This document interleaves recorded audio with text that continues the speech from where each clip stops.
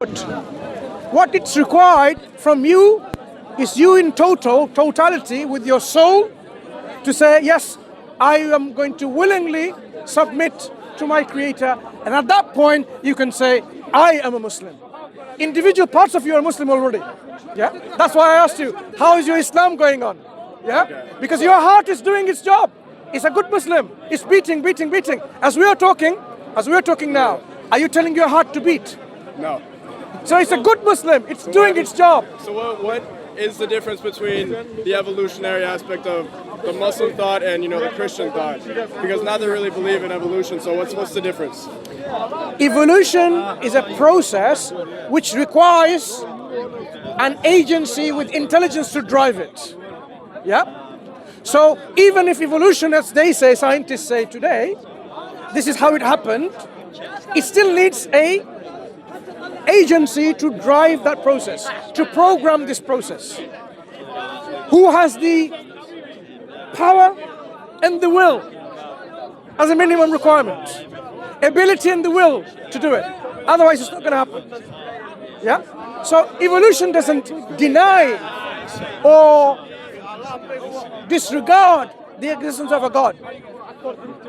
Just because you know how this phone is made, if you are a phone engineer, hardware engineer, does that mean the phone came by itself? No. It doesn't. You just know the process. Yeah? So likewise, if you learned about this universe, how it's operating, how there is laws of motion, yeah, laws of gravitation, it doesn't mean no one put it there.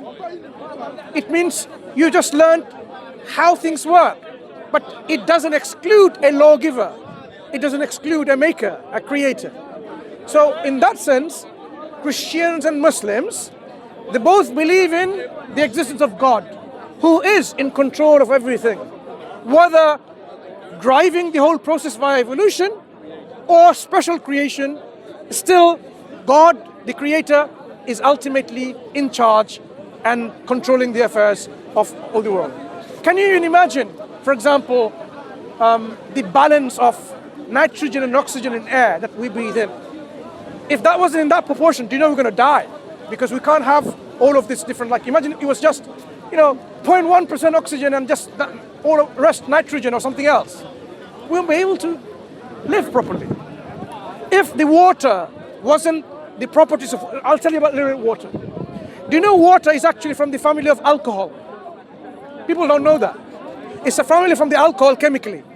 But it goes against the properties of alcohol in various respects.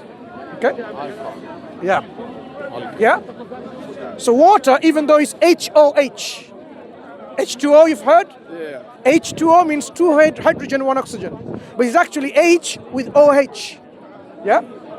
So if you have alcohol, CH3OH, CH3, CH2OH, all this methanol and ethanol, this is OH family of alcohol. Okay? So it behaves differently. For example, it has a specific temperature of boiling, and it boils and it freezes. After a certain temperature, look what happens. When you go in a frozen area, you see the water freezes at the top.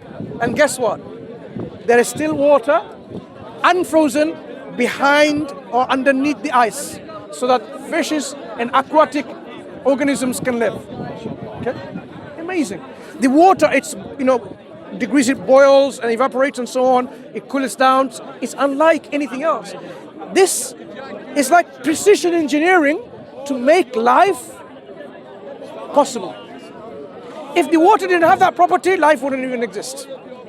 That's why you'll be surprised to hear the Quran talks about that God, the Creator, brought every living thing from water. If it wasn't from water, which act as the medium in which life can thrive, all chemical reactions happen in water.